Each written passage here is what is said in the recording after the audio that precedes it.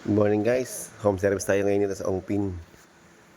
Yan, Ongpin tayo ngayon. Nagawa tayo ngayon dito ng truck.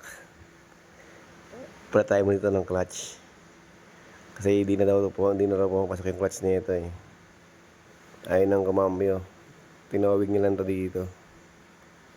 Kaya gagawin ngayon dito clutch ngayon ng truck. Pero basic lang yan, nakasa natin. Yan, sirang-sira na yung release bearing niya. Bili tayo ng release bearing. Tsaka clutch disc, tsaka pressure plate. Para natin lahat. Isang niya na set, sira lahat. Ayan. Ayan, sunog.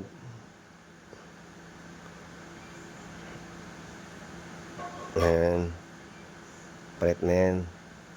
Tapos yung pressure plate nya, wait lang, nasa pa eh. Ayan o, sunog na sunog.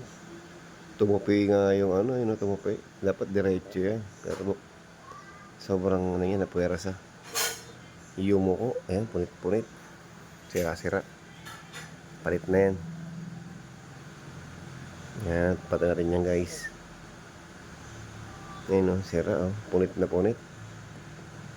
Sobrahan sa init yan. Sira na kasi yung release bearing niya.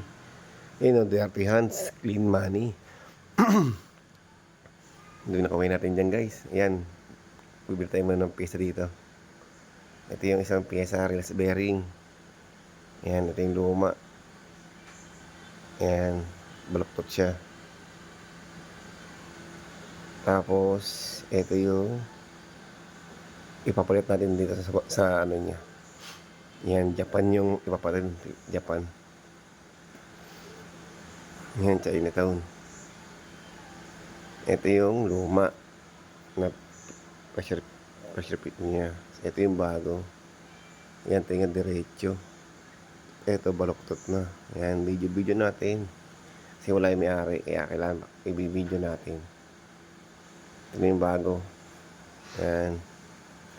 Japan yan para maganda talaga. Orig. Release bearing. Yan yung bago.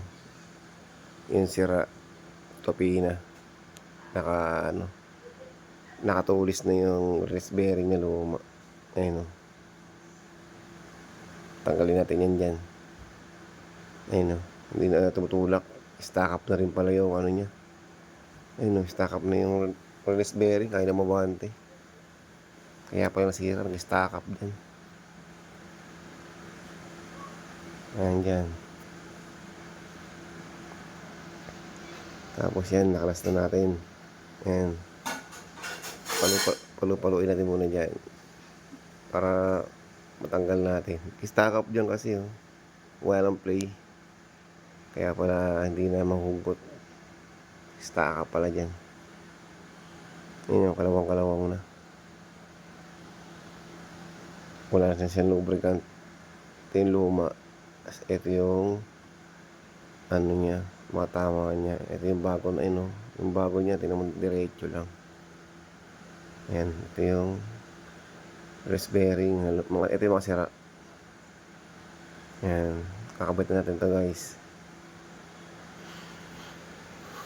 Ayan. Ito yung bagong release bearing. Tapos gas.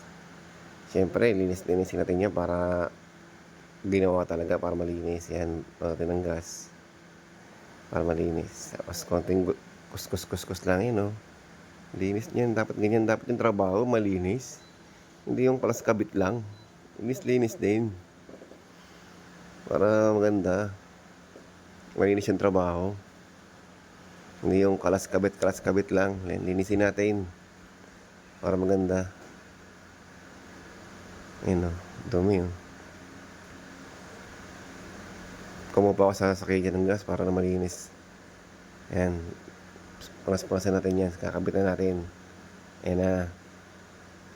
Yan yung bago. Tsaka yung mga palas bago na yung kakabit na natin.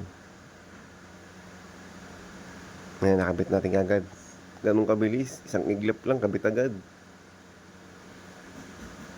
Okay. Finish na.